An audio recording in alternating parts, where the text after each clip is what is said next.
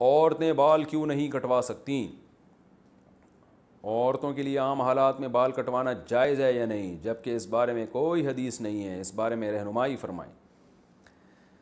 دیکھیے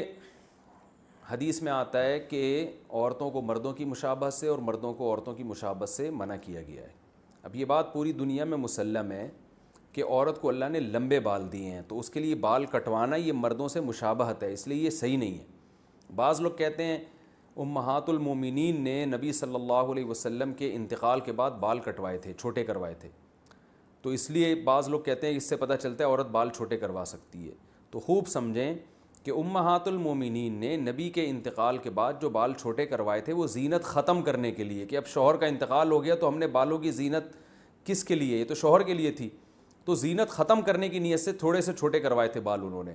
جبکہ آج عورتیں جو بال چھوٹے کرواتی ہیں وہ فیشن کے لیے، زینت پیدا کرنے کے لیے، تو یہ تغییر خلق اللہ ہے، یہ اللہ کی تخلیق کو بدلنا ہے، کہ جس چیز میں اللہ نے زینت رکھی ہے لمبے بالوں میں، آپ اس کے خلاف کو زینت قرار دے رہے ہو،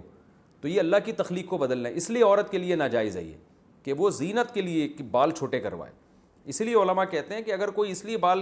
بالوں کے کنارے چھوٹے کر رہی ہے کہ اس سے بال صحت مند ہو جائیں گے تو یہ جائز ہے۔ تو اس لیے عورت کے لیے اس لیے بال چھوٹے کرانا کہ فیشن کے طور پر، زینت کے طور پر، تو چونکہ یہ فساق عورتوں کا شعار ہے، غیر مسلموں کا شعار ہے،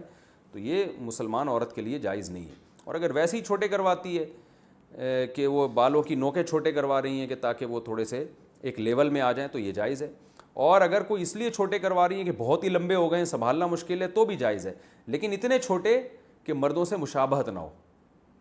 تو اس لیے علماء کہتے ہیں کہ کم سے کم جو ہے نا اتنے بال جو کمر تک آ رہے ہوں اور جو جس میں چٹیاں بن سکتی ہو، بعض علماء نے یہ بھی کہا ہے کہ جو عورتوں کے بال ہوتے ہیں کم از کم چٹیاں بن سکتی ہو اس بالوں میں، اگر کوئی بنانا چاہے،